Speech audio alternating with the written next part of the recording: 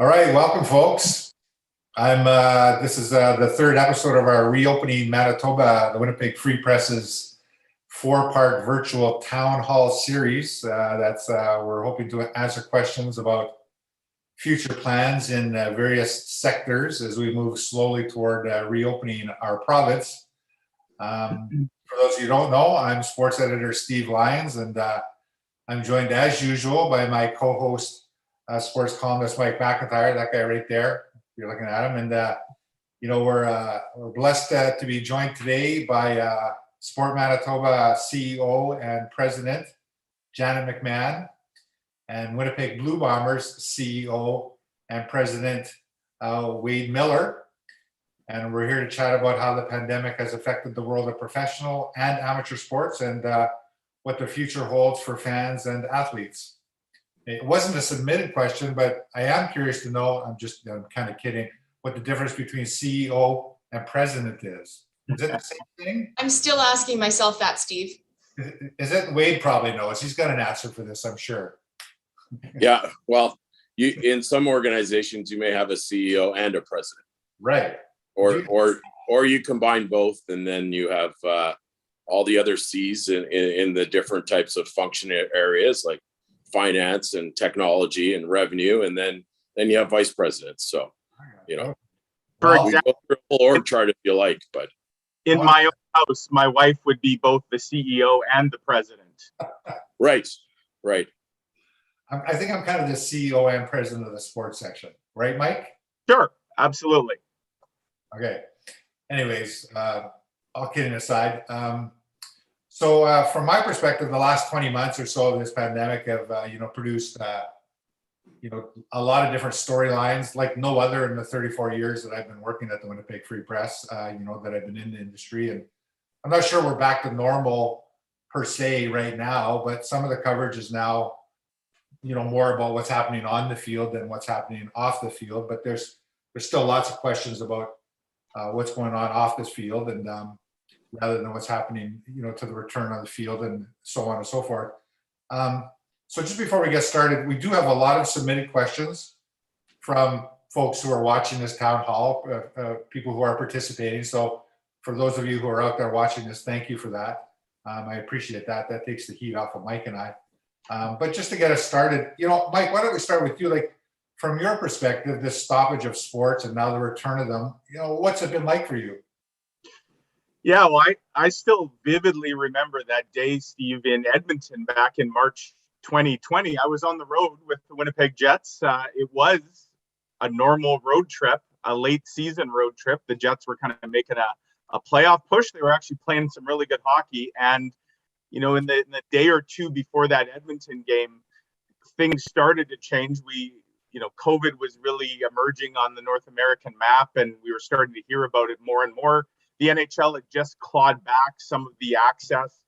They were closing dressing rooms and instead bringing in kind of a mixed zone for reporters where you'd have to stay arm's length. So I remember interviewing Connor McDavid on what was the last day of the NHL season from a podium. We were, quite a ways away from him, which was unusual. And then, of course, the game that night, and that's when the whole world kind of changed.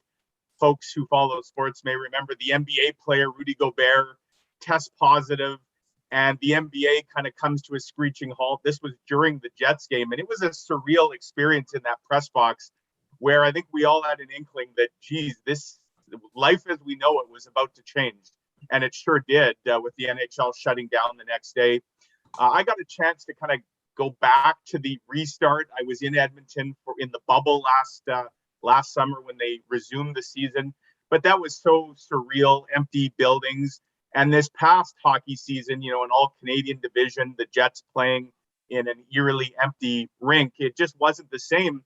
I got my first taste of kind of what life, used to be like when I went down to Tampa for the Stanley Cup final and 18,500 fans in July. And that was also a surreal experience.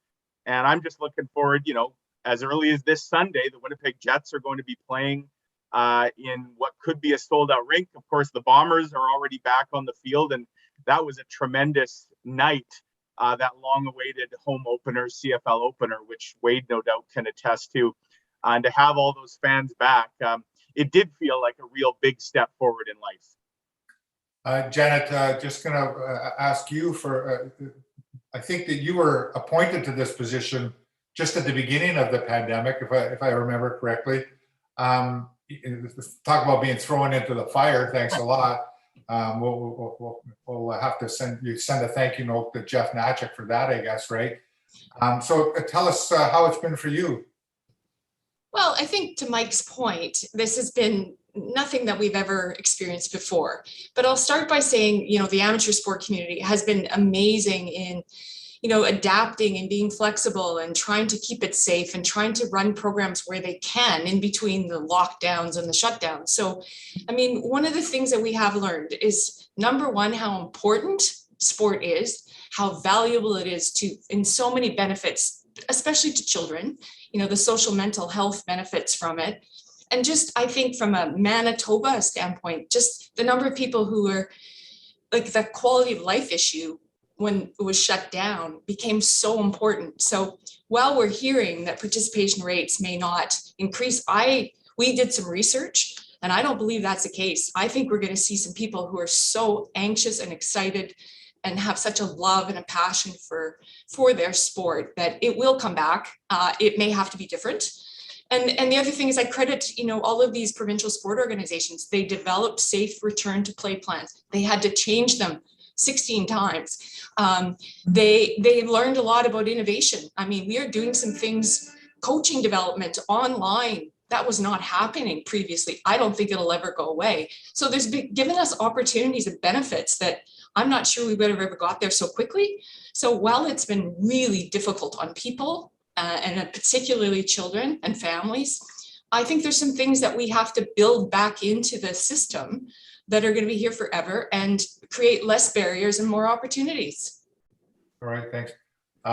Wade, Mike and I do a podcast every week, and throughout the pandemic, we had this running joke that the Bombers had won the Grey Cup 14 years ago. And there were times where it seemed like it was 14 years ago that the Bombers won the 2019 Grey Cup, and unfortunately for your team, you didn't get to celebrate that as the way that you maybe have wanted to until recently. And so it must have just been so hard to be, the uncertainty of it all must have been very hard for you. Yeah, I would say that you're right. The momentum from 2019 and just winning the cup and for our players and coaches and for our fans was amazing in 2019. And you're right, that momentum until COVID, it just gave us that big gut punch, was amazing. And we saw it and it didn't go away. It just changed and we're seeing that momentum pick back up. But you're right, there was a big part of that. I will say that we will go down in history, hopefully never again in the CFL it occurs, where we kept the cup the longest in one city. Because during the pandemic, I didn't give it back. We kept it here. So, so supposed to go back. Yeah. So I changed the rules a little bit on how that cup gets done. And I really believe that, that city should be celebrating that until the start of the next season. And that was our plan. But we ended up, unfortunately, keeping it longer. And then they did ask for it back after the August 5th ceremony at the beginning of the game. And I said, sure, we'll give it back now because the season started. So back to all the traditions of not touching it until you win it, all those types of superstitions, right? So I'll say this. The Bombers, your team looks like they want it back real quick. Yeah, doesn't look like missed a beat from 2019, and the credit to Kyle and Mike and that locker room of the veterans to stay together. A lot of those guys were free agents and working under a little smaller cap this year, and everybody came back because they want to be a part of that. And that locker room is just a great locker room of individuals that play together as a team and play for each other. And you just can't put wins. Well, you can. You see it right now. It's 6-1. You can put the wins on that. So Wade, Mike had mentioned that, and you and I have chatted just briefly before this about the fact that it was really the Winnipeg Football Club that finally got a crowd back watching a sporting event. And the first event was a Valor game. And then, and of course, the home opener of the Bombers. And, I just can't even imagine all the logistics that went into all of that. Maybe you could share a little bit about how difficult that was, or how easy that was, or what was the toughest thing about all of that? Yeah, well, I think Janet mentioned it, is that the ever evolving science and how things change. And, obviously 2020, the CFL didn't get on the field, but we had prepared to host the bubble here if we were, and had done a lot of work with Manitoba Public Health to make sure that would be safe for all the players and everybody involved. And then out of that, took that knowledge, and our team here did a great job and really built the framework of what we needed to do to restart IG Field. And, by November 2020, we had built the plan. I think it was about 85 pages of everything that we would need to do to execute to bring fans back, and had it scaled from 25% capacity up to 75. And that was before vaccinations were a thing. And, and we didn't know we were going to, so our plan was, we need to play, and how are we going to do that if there isn't vaccinations, and then variants and everything else that comes. So that plan has adjusted and adapted multiple times throughout that till we got, July 7th, we got fans back for Valor, and we started small, and we did it the right way, and give credit to our province for being so far ahead of Manitoba immunization QR codes, and how large gatherings, how we were going to get back to some sort of normalcy as society. And we were ahead of that, every province. And we were fully supportive of being fully vaccinated to attend the games. And, that in July, when we got final confirmation that we could go to 100% capacity, we had 3 weeks to fire up the stadium that had sat, 18 months basically without a full stadium. And, so our team here off the field did an unbelievable job getting that prepared, and to be able to scan, 29,000 plus QR codes at first game. We added 125 people to do that. The connection to do that was junior football. We had the Winnipeg Rifles out there, 100 of their players out to help us. So big community effort to get us back and get fans in that stadium. So pretty special night that night. Yeah. Okay. Thanks, Wade. Yeah. Good job on that. That's it was the largest sporting event in Canada. Yep. From the pandemic, before the pandemic. Janet, how are things locally as far as getting people to participate, and fans and parents to come out and watch the games in Manitoba? Where are we at with that right now?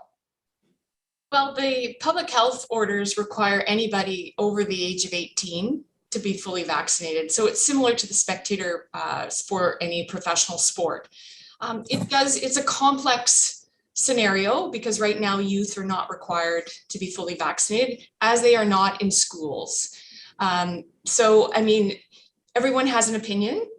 But again, from my perspective, the choice that we have is to get fully vaccinated, because we need to stop this spread. And that seems to be the most effective way to do that. Or we get locked down.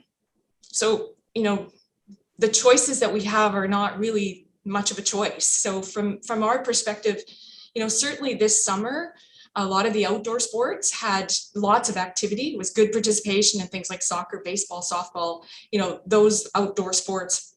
Disc had a big uptake. The indoor starting off now, I think, is a bit more complicated and complex. And there are people who don't feel safe with, kids who aren't vaccinated and aren't registering their kids. There are other people who are just anxious to get back. And then there's others, that are still hesitant about vaccinations. So we really have a very mixed view. I would suggest this isn't over, and there's going to be more adaptations, and probably more and hopefully less restrictions as we continue to move forward. So, right now we are just really excited that sport is opening up, and there is an opportunity. I get emails every day about concerns about young children's mental health, the lack of social interaction, their fitness levels. So, we have to be very respectful of the Manitoba Public Health and the guidance that they give and the authority that they have here. Okay. Mike? Yeah, it's interesting, Janet. Last year around this time, this is always a busy time in the minor sports world, especially hockey tryouts. Those are happening. And I know I had actually worked on a feature last year about all the prep that went into sort of bringing minor hockey back. And then, of course, it came to another screeching halt when our numbers went the wrong way.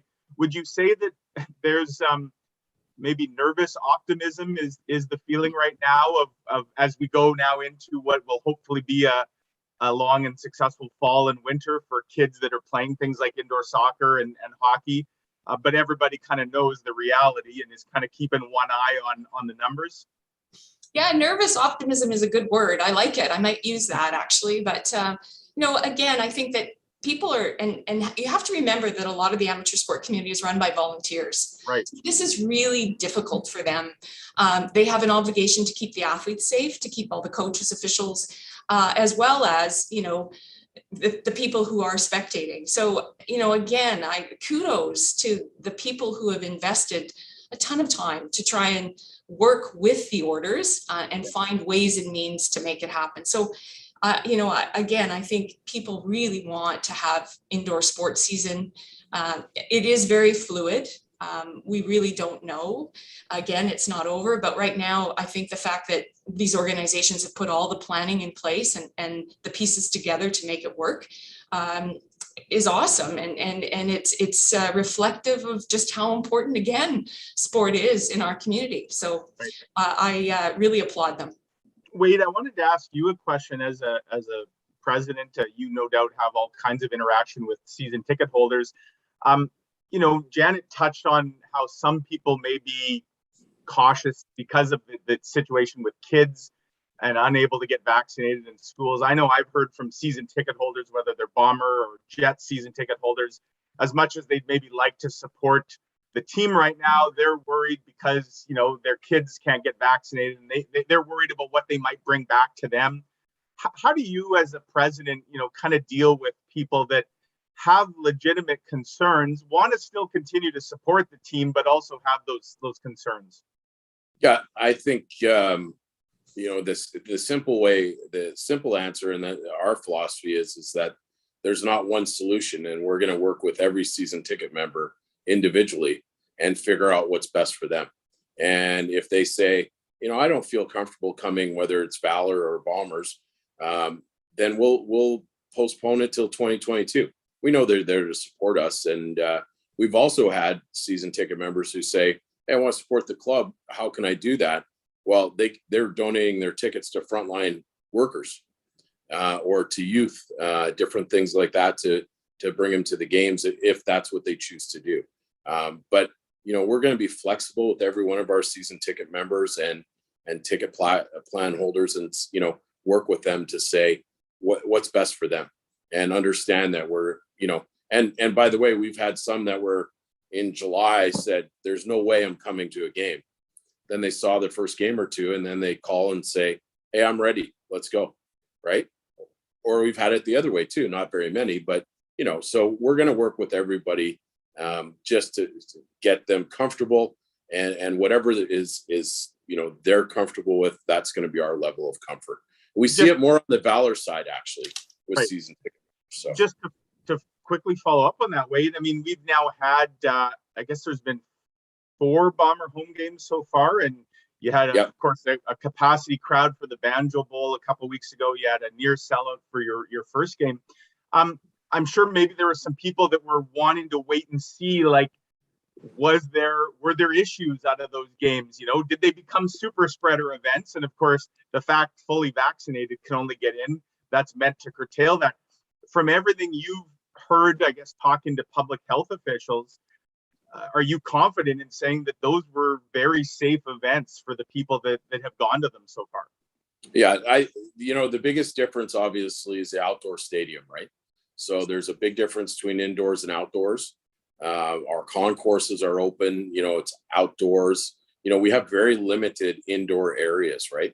So at our suite levels, masks are worn, those types of things, but the majority of our stadium and the concourse is outdoor, open air. And you're right, it's fully vaccinated. So, it is as safe as you're going to be. And we've got to start getting back to some normalcy and allow everyone to make that individual choice of where their comfort level is. And I think we've seen that. And we knew that the 2 games in between our attendance would be lower because as CFL, we had to adjust our schedule, right? We had an 18-game schedule. We adjusted that. We know Manitobans have made their summer plans, when our schedule was adjusted. So, tough to compete with being at a lake or somebody's cottage or your summer plans, right? So, October 8th looks really strong, and, it'll be interesting. We're going to embrace the cold weather because our season goes a little longer this year. So we're going to embrace that cold weather and in our pregame tailgate area, have big bonfires out there safely, of course. And then warming stations and huts in the for coffee and hot chocolate throughout the concourses, and embrace the cold and be true Winnipeggers and Manitobans. So You'll have to wait if you're hosting that Western final. Exactly. Yeah. Good problem to have, that our fans look forward to doing that. And we don't want it to be that. I can't remember what you would probably know better, Steve, of which game that was, where everyone said they were at it, but there was only 12,000. Like that was what, 20 years ago? Hamilton, it was a -100. I can't remember what year that was. Yeah, it's blurry. Sometime in the 90s. Yeah. Yeah. So yeah. So it's in the October 8th game, we're going to serve elk burgers. We're going to have 200 elk burgers here. So, playing the Edmonton Elks for the first time. So we thought we should serve some elk burgers in our concessions. So I like elk. Good. Yeah. Okay, so one of the features of this town hall is that prior to today, we asked people to register for the event, and I presume they're watching us right now on YouTube. And we also asked them to submit some questions for Wade and Janet. By the way, folks, if you are watching on YouTube and you still want to submit a question, you can do that. Our producer, Erin, who's in the background there, she'll get that question to us. We'll try to get to it if we can. So I have some questions here, and one, obviously one of the big subjects in our world, and then the return to sports here is about vaccines. So I have a couple here. I'll start with you, Janet. The question from one of our readers, I guess, is that, do you agree with youth sports not having a mandatory vaccine requirement? I know that sports for youth is important, but more youth are getting COVID now. So I'll just leave that with you. Well, that's a very complicated, loaded question, I have to admit. I think that people have to understand that this is a really complex issue. I mean, there's legal challenges here. I mean, kids need permission from their parents to be vaccinated. There's access to them. There's enforcement issues, that sort of thing. So again, I think when public health creates orders, they create the orders for everyone. It's not to segregate the population. But my understanding in speaking with these healthcare professionals, the rationale is really around the fact that we're not requiring children to be vaccinated in schools, where they spend way more time together than they would at a practice or a game. And I think the other reality is, while we don't have a lot of data, particularly last spring, there was not a ton of evidence provided to us about the spread during sport activity. Again, for indoor activity, you have to mask in any other place other than in the field of play. But what we did hear from public health was the spread actually happened carpooling, socializing before the game and after the game. But there really wasn't a lot of evidence that during play that there was that spread. So I think they have a lot more information and data to make these decisions. And quite honestly, while we advocate for sport, we have to follow through. So it's very difficult for me to have an opinion about whether vaccination for youth is appropriate or not. I'm a parent, I have children, but I think, to Wade's point, We have to allow people to make their own decisions about these things and do the right thing for their kids. Does each sport still have a return to play plan? Remember how that last year each sport had to submit a return to play plan, and it involved different protocols and all that. Are there still return to play plans in place for each sport? They aren't required anymore from a public health standpoint, particularly outdoor sport, because the restrictions is only for spectators. But many of them have stuck with them and continue to communicate to their members. Again, I applaud these organizations for keeping these protocols and communicating to their membership about what's appropriate to keep everyone safe. Okay. Wade, similar type of question, and it's asked by one of the readers here, is that should pro leagues mandate vaccination for their athletes? Yeah, that's a tough one, and I would love to say that we could do that, but we have CBAs and different bargaining units, and different sports have those setups like that. I'm proud to say that our tier 1 personnel, which include our coaches as well, are well over 90%. And we're as close as you can be to 100%. And, and on both teams, Valor and the Winnipeg Football Club. So, we believe it's important, but it is their individual choice to do that. So the collective bargaining agreement would prohibit you from doing that as a team? Correct. Yeah. And a league, right? So, right. What my opinion on that is, it doesn't really matter because we can't do that or can't mandate that, right? But what we can do is put protocols in place to protect everybody, the vaccinated and unvaccinated, and that's what you see in professional leagues of the different testing and the surveillance that goes on a weekly, daily basis for all the athletes. In the CFL, we do PCR testing twice a week, vaccinated or unvaccinated. So we're going to pick up more asymptomatic cases than anybody else would, because you're testing those individuals, and every other league has their own testing protocols as well to do that. So I wanted to ask, just piggyback off that, Wade, we're seeing now in pro sports leagues a version of the vaccine passport start to emerge, right? Where there are incentives for athletes and teams if they hit thresholds, the freedoms that they may have on the road. And we're also seeing things like just, in the National Hockey League today, Ken Holland, the GM of the Oilers, he came out and said that there is one player on the Oilers who has refused so far to get vaccinated. And based on existing quarantine issues, that player will likely have to miss 30 of the 80 games this season while they serve quarantine. I wonder from your perspective if there is a day of reckoning on the horizon, because we know federally that some rules are about to change, even for things like domestic flights, and that you have to be fully vaccinated. I'm not asking you to name names, but if you were to have players that aren't fully vaccinated, are there potentially going to be hurdles just in taking them on road trips in the not too distant future? Yes. Well, after the federal election, and, absolutely, that's going to be an issue for the CFL. And there'll be players that will not be playing away games because they won't be able to travel. And as a league and teams, they'll be put on a list and won't be paid for that game.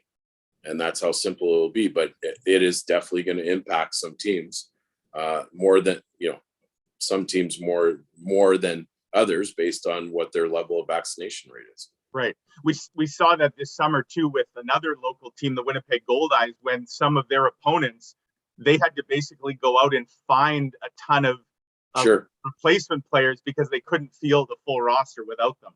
Yeah, when you're doing across an international border, that becomes much more difficult, right? So going east to west is easier, but it's still an issue. So and that that travel restriction that the federal government most likely is putting in will be one that will impact players in the CFL and teams, as we said, and to get to those 2 shots, you actually need a long runway. So that was a week ago, basically. If it goes in the end of October, that players and coaches had to start getting that done. So Janet, just while this question's on my mind, on the subject of travel and sort of youth sport, I'm a parent. I coached both my kids in hockey for 10 years. And I know, out of town tournaments, that's always a huge part of the experience, right? That's where the memories are made and the real fun is had. What is the current, I guess, status on things like out of town road trips for whether it's a hockey team or another team? Are those something that Sport Manitoba is still open to, or they sort of put the kibosh on those for now? Well, the restrictions are there with public health. If you're not fully vaxxed, you have to quarantine. So, we're rolling with that. And I think that the whole point that Wade was making is about accommodations. And the reality is for, a youth team to travel is going to be very difficult. How do you actually travel together, rooming together, eating together? So it is going to be very complicated. I think it will reduce the amount of interprovincial travel for youth teams this year. We may even have travel restrictions within the province if this continues the way it is. So, again, at this point, the message is, you need to be fully vaccinated if you want to travel in this country. So, those are that's the information that we're providing to our membership. Thanks, folks. I just want to interject just a little bit here in the middle. We're about halfway through. I just want to remind folks that are watching on YouTube that this is the third in a 4-part series that the Free Press is doing. There was a first discussion. Dan Lett did something with Professor Arthur Schaefer, an ethicist specializing in bioethics, philosophy of law, et cetera, and that series focused on the recovery. And then there was a part 2 where Eva Wozni and Ben Sigerson focused on the recovery of the local food and drink industry. You can watch both of those on YouTube or on our website. You can go to either one of those and watch them again. You'll be able to watch this on YouTube as well. And then there's a final installment next Wednesday, which will be hosted by pandemic zeitgeist Jen Zarati. Jen is also our Jet Setter podcast producer, and she's going to have a panel of guests to discuss how arts and culture organizations are recovering and what plans look like as they reopen. So there's lots of, different things happening with Manitoba reopening. So I'll go back to the readers' questions here, the submitted questions, and a couple of them here. I'll start with you, Janet. You touched on this at the beginning about the kids or whatever. So the question is here: we have all heard of the negative mental impact that COVID-19 has had on kids.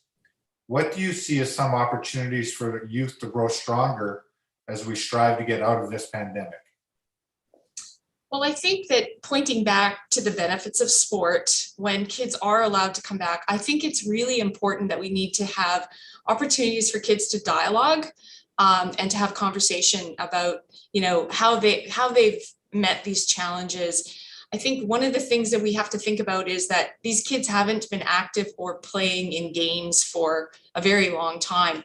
I think we need to give them the opportunity to interact with one another, to build that team camaraderie, to get back more fit and learn the sport again, rather than pushing them into a competition on the weekend. So I think we have to be really intentional about, what do these kids need now? And I think we have to go back and ask them and be very realistic about what we need to do to get them back to the place that they were before the pandemic. I don't think you can expect kids who have lost a season or two to come back and start playing at the same level they were at, and recognizing that they may have, experienced things and still feel challenged about, having had a really dark time. And so I think, the idea of coaches and parents having conversations with kids and allowing them the opportunity to talk about what it felt like and what they would like to have happen now.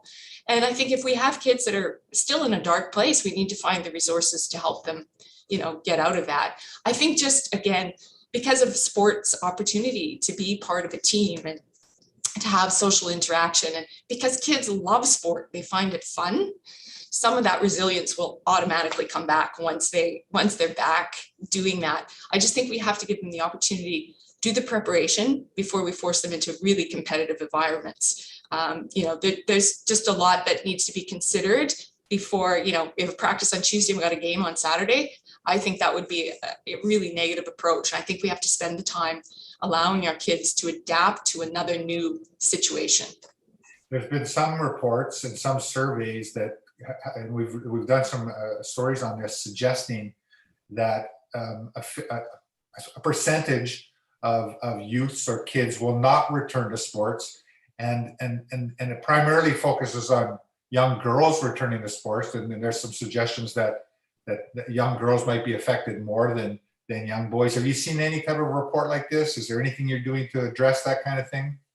Yes, we've seen, there was a Canada Games Council that did a good study on it. And yes, the indications are that girls and young women whose rates are already less than boys. But I think the first thing we need to do is identify what those barriers are for young women and girls, and figure out what it's going to take, what they need to get back. And I think that the reality is we have, we are doing some gender equity training.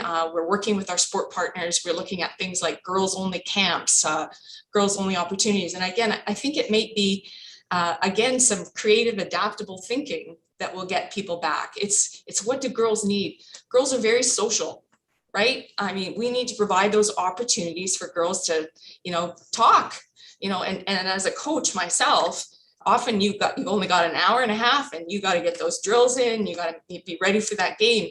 Maybe we have to use our time more effectively. And I think something like the virtual stuff, why not have a virtual session that we can all get together, and you got 3 questions that everybody's going to answer, we're going to share. There's lots of creative, innovative solutions that I think this pandemic has taught us that we need to build back into the programming. It's not just about winning, right? This is about developing people and then having a positive experience that they want to have interaction, and they're craving that. And again, eventually, as you build the skills and that sort of thing, for a lot of kids, competition is fun, but it's not fun if you haven't built the building blocks to getting there. So we just have to, I think, be really mindful about how we, there's a gradual process. I mean, my example would be, you don't go into grade 3 class and give them a math test without teaching them the math. So we need to do that in sport, because it's no fun failing a math test, and it's no fun getting clobbered in a game. Kids find winning fun. And so we have to figure out what are the wins here. We have to bring back that love of moving their body and being with their friends and, all those things, building a community and that's the value of sport. I'm going to add to that a little bit. For the Valor FC, we're planning an event around one of our games in October, just to that point of knowing those stats and, how do we engage young women and girls to get back into the game and the love of that game. So we're working through creating that and helping that. And I think professional sports have that opportunity to assist with that, to get kids back participating and to help their parents as well. So, that's something in our community engagement that we're focused on, both for football and soccer, because the mental health benefits to kids to playing sports or being involved in the arts and culture, we have to get kids back moving and playing and engaging. And your kid's not going to play professional sports. It's not about that. And that is so important, I think, to helping these kids who I believe are really resilient, much more resilient than the adults around them, in my opinion, through this pandemic. So we can use your help in promoting women and girls in sport by giving them equal coverage in the newspaper, right? Picking up the community stuff. We have some amazing female role models in this province. You take the Desi Scotts who come back and do things here. So, we need everybody to, put a focus and emphasis on girls and women and getting them active. I mean, Manitoba's record of Olympic champions, it better be female. Wade, you mentioned that about the football and the soccer. You also mentioned that Jordy Wilson's kids, you had 100 Winnipeg Rifles out to help you. Do the Bombers have a responsibility to what you said? I mean, you've kind of answered my question already. Do the Bombers have a responsibility to help in this process of ensuring that, the young people in the community get back into sport? Right, for sure. And as we're learning, we're going to reactivate all of our youth programming, both soccer and football, and build our soccer more than anything. Coming out, starting in 2019, we haven't even developed all those youth soccer programs, but that's our plan. And then on the football side, we'll get back to what we've been doing with the free camps throughout the winter for kids, and really develop that further. And we have 1,000 footballs to give away to kids just to go play and go in the and that's the other thing, is it doesn't need to be organized sports. Just go play, and the kids figure out how to play with a ball, soccer ball, football, whatever it is. Like, we just got to get people moving and get our kids back engaging like that and learning how to work together as a team, and all those things that you take away from sports that are tough to be taught in a classroom or in your house or home. Wade, you talked about engaging, and I'm curious, as someone involved on the pro sports side, if there's a lot of work that is going to have to be done re-engaging with a fan base that, as you talked about, you have all this momentum. If there's empty seats at the stadium these days, it's not because of the product on the field, clearly. But the pandemic has hit everybody hard, right? Whether it's fears of health fears, whether it's financial issues, people have been hit hard. We're seeing a team like the Winnipeg Jets, which for the first decade, that they pretty much sold themselves in this town. They're having to put a little more work in now to sell tickets. And I just wonder, I guess going forward, is that something that's concerning, that despite maybe no fault of your own, that maybe you've lost some fans along the way here just because of the realities of the pandemic? No, on the Blue Bomber side, I think it's extremely strong, actually. And, the amount of home games we played in a row, normally in a normal year, we wouldn't do that. So having 3 games in 4 weeks is a difficult, just from a perspective of people's time. Like, forget about dollars and whether they want to come, just from a time perspective. And the teams out west, we did this as a league, knowing that it looked better in the west than the east to get our league going. So there were sacrifices made by some teams to say, hey, we'll have a lot of home games early on in the season, which, by the way, has probably benefited us as well on the field. But we'll do that because we need to get our league fired back up, right? So I don't think we're going to see that loss of fans by any stretch. There may be some that say, I'm just going to wait till 2022 till I come with my family, right? Now on the Valor side, we were a year into this league and team in 2019 and had great momentum. That is going to be some work to bring that back to where it was for 2021, which we're, going to roll up our sleeves and get done. Janet, there's a reader submitted question, sort of on the topic you were talking about, just, trying to maybe reach some of those people who, because of the pandemic, have maybe lost touch a bit with amateur sport. And I wonder, is there an added concern? You talked about girls and that's an area of concern, but what about, people, as one reader said here, they feel that this has affected people disproportionately among the already disadvantaged, depriving thousands the resilience and good health that sport can provide. So is there some outreach that's going to be required to maybe reach some of those people that already kind of had the deck stacked against them? Absolutely. Yes. And we have organizations that do that. I mean, we have a good bilateral program with the federal government and the province of Manitoba right now to reach any socially disadvantaged or marginalized group. The biggest thing right now is to identify what are those barriers, right? Is it financial? Is it transportation?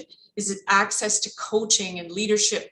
Is it access to facilities? So I think the first thing we need to do is take away those barriers, because I think those people, it's not inherently that they don't want to participate. It's just very difficult. They just, if they don't have transportation halfway across the city, and the buses aren't really a safe place to be right now with COVID going on, it's really difficult. So sport normally, it hasn't been a group that provided all those support systems around the participation. You register and you show up. And those are things that we're going to have to consider, is how do we, break down those barriers and find ways and means of offering those things so that people can participate. We have a great newcomers program going in Winnipeg. We have a lot of Indigenous programming going on. There's a lot of things out there, but it's taking a ton of effort and a ton of people's time. So we have to continue with that outreach and make sure that those populations are felt safe and welcoming to our environment. So thank you folks for all of this. We're getting closer to the end here. I just have a few more questions from our readers. One of them I'm going to address to Mike McIntyre, because we did get quite a few questions about the Winnipeg Jets, Mike, and you touched on it a little bit there. The Jets opened their season Sunday, their preseason on Sunday. One guy wanted to know if the Jets were going to win the Grey Cup, the Stanley Cup. There's no predicting that, of course. You can't predict that, can you, Mike? No, and I would not predict that either. But you wouldn't predict that. Okay, so you've done some stories on this. Tell us what you think the crowds are going to be like, and what it's going to be like to attend a hockey game this year. There was a concert there last night. We had a picture of it on our front page. It looked like people were having a lot of fun. How is this going to transition indoors? Yeah, I know you're a big Venga Boys fan, Steve. Never heard of them. I'm surprised you weren't in the front row for that concert. Yeah, it is going to be interesting. So the Winnipeg Jets, they actually start training camp officially Thursday, and they're sort of throwing the doors open with a bit of a caveat. For example, training camp, which is going to be held at the Iceplex, is open to fans, sort of. They're not going to be letting fans inside the rink where they'll be skating, but people will be able to watch from the lobby of the Iceplex. So we'll see how many people make the trip down. It won't be the same as in past years where they've had the fan fest, and that's all because of ongoing, concerns, and specifically NHL rules that control how far the players are supposed to be kept from the public. But as for the games, you're right. I mean, there's 3 preseason games. The first is this Sunday, and this may be the largest indoor sport gathering that we've had in Canada since the pandemic. The Bombers, I think, hosted the largest outdoor gathering of sports fans, and now the Jets may host the largest indoor gathering. The only thing we've really seen with crowds so far in Canada, Steve, the Montreal Canadiens, they were allowed, I think, eventually a couple thousand fans during their run to the Stanley Cup final. But the Jets, they're selling to capacity. The question is, will they get there? I did a check on Ticketmaster a few days ago, and I counted about 2,000 tickets that were still available for this Sunday's game. I haven't looked in the last few days whether those are gone now. I don't know. But again, I know that the Jets are doing some things that they haven't done in the past. They're selling mini packs. They're doing a lot more promotion of ticket selling where they didn't have to do that. They used to have a massive wait list. And I think a big part of that, again, is the financial impact that the pandemic has maybe had, especially on business owners, which are, buy corporate tickets, things like that. So, yeah, that's going to be one of the storylines that we'll for sure be keeping an eye on early here is, are 15,000 people guaranteed night in and night out at the downtown rink? And, I think it's going to be a tough sell on some nights as we go forward. And that's just a reality that probably every pro sports team is going to be facing. We've seen it, whether it was the Saskatchewan Roughriders, having some trouble filling Mosaic. And we've seen, in Major League Baseball, crowds take big hits in some cases. Just because they can come doesn't mean they necessarily will. All right. Sorry, Mike, I just want to comment on the Mosaic one there for a second. I think the biggest difference you're going to see of that is those fans did not have to, they did not have to fully vaccinated. Right. And I've been a proponent of this back since June across the league and talking about this because we have now seen this in real time in the CFL, and CFL's first to really bring back fans in this country. And if you do not have fully vaccinated crowds, there is definitely a difference of the comfort that fans have of attending the games. The support for as much as I hate saying anything positive about the Rough Riders, the support they have doesn't change. Those season ticket members are still there. They just don't feel comfortable in coming until it's a fully vaccinated stadium. So it'd be interesting to see down the stretch how many of those seats are full now, right? It's not that the tickets were bought, just the comfort level of coming. You know, I wanted to mention, Steve, and this will lead into, I think, a question that we were going to ask both of our guests here about technology and how it can be utilized and how it has been utilized and maybe going forward. We're seeing from a media perspective, I mean, technology's played a huge role. We're doing this on Zoom, of course, rather than say in a hall or something like that. You know, earlier this last hockey season, I spent a night, I did a feature story where I literally jumped on the Zoom call of 28 NHL teams. I basically traveled to 28 NHL markets in one evening. There were 14 games on the docket, and just to kind of say I got in on every Zoom of every post game. That's something obviously you never could do before. You'd have to spend a lot of money and a lot of air miles traveling around. So we've seen how technology can maybe assist in promoting a product, can assist in things like coaching and training, and certainly in covering. The Jets are getting back to in-person interviews, albeit socially distant, starting tomorrow.